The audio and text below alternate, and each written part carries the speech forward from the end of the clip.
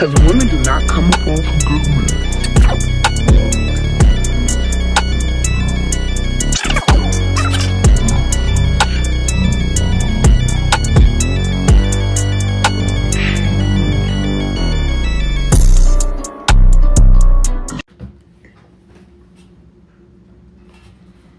Like, listen, let's say some people break up, right? Two people break up.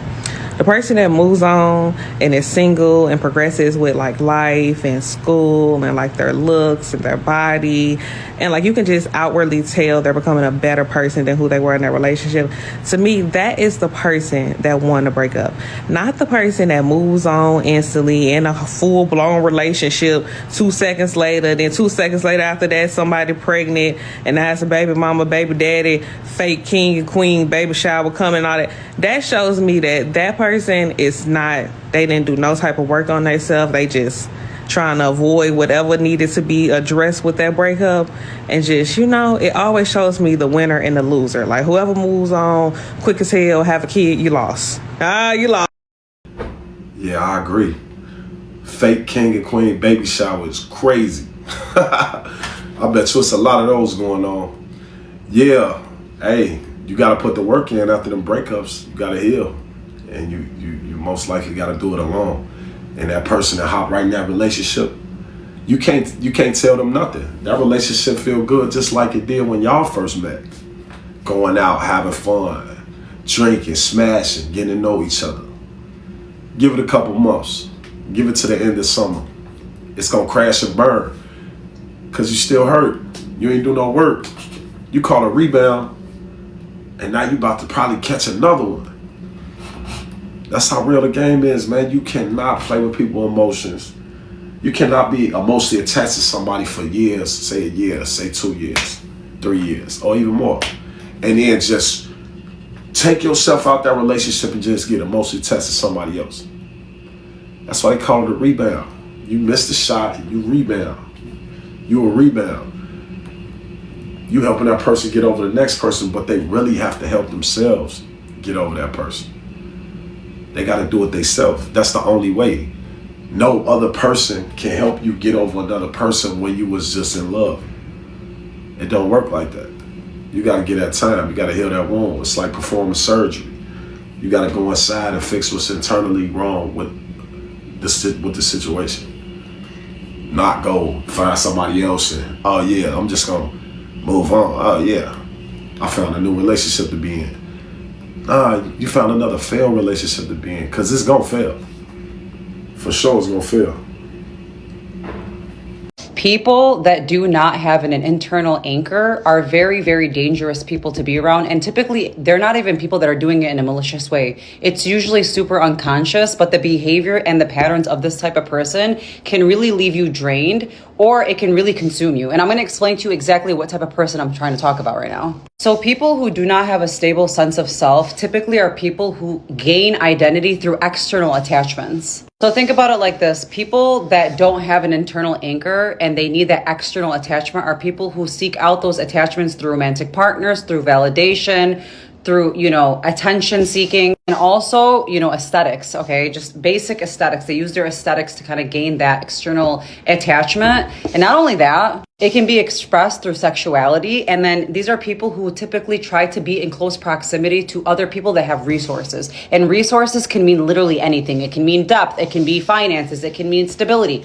Any type of resource. And these people typically move through life by either extracting or attaching because they don't have a solid sense of self or identity. They are not able to cultivate that within themselves. So they seek the external world and they try to attach themselves to people that have that. So these people usually confuse attraction with intimacy, desirability with actually being chosen. And they confuse freedom with avoidance and confidence with performance. And here's the kicker. These types of people are usually people that have a very hard time being alone, being single. So what do? They always jump into relationships. They monkey bar relationships. Why? Because in order for you to actually confront yourself, you're going to have to confront all the avoidance. You're going to have to confront all the parts of you that are fragmented. And the part that is just so frustrating is these types of people, they don't process loss. Okay, the way they process loss is number one, by avoiding and then replacing. So these people are typically the kind of people who are able to replace people very quickly because the people they're attaching to, it doesn't come from foundational love. It comes from survival. It comes from attachment. And people like this often are people who are very stimulated. So these are the types of people that are always dating, they're always posting, they're always performing. There's just so much performative energy. But do not forget that stimulation does not equate to fulfillment. And if you're a person that has depth and moral values and integrity, and you actually work on your identity, these are the types of people that they don't really contribute to relationships. They take space, but they actually don't contribute. And the reason why I'm talking about this type of human is because when you get close to these types of human, they almost exhaust you of your resources, and they don't really pour into you. They just mirror you. And not only do they mirror from you, they borrow from you. And then when you don't fulfill that need that they want from you, they just move on to the next person. And the reason why I'm talking about this is I'm not speaking on this in the way where I'm putting people down, but this is just the truth. Okay, there are people that literally operate this way. And again, it's not because they're malicious, it's because they're fragmented. And the reason why I'm talking about this is because it's important to be able to detect these types of people. Because if you're somebody who's going after depth, partnership, growth, all that kind of beautiful things, when you come across this type of person, it's very important to be able to clock this type of person, because if you allow this person close to you, you're going to feel empty in the end with them. Yeah, man, she pretty much summed it up.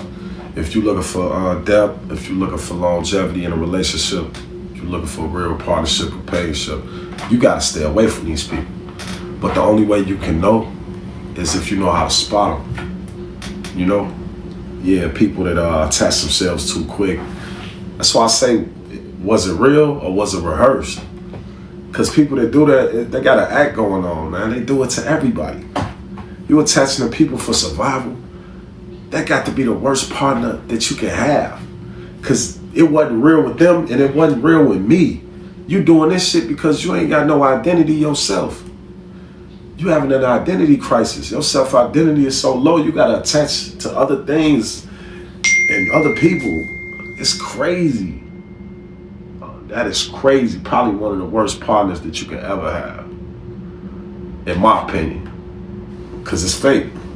And they gonna move on real quick and leave you empty in the end and drained. And who wanna be like that?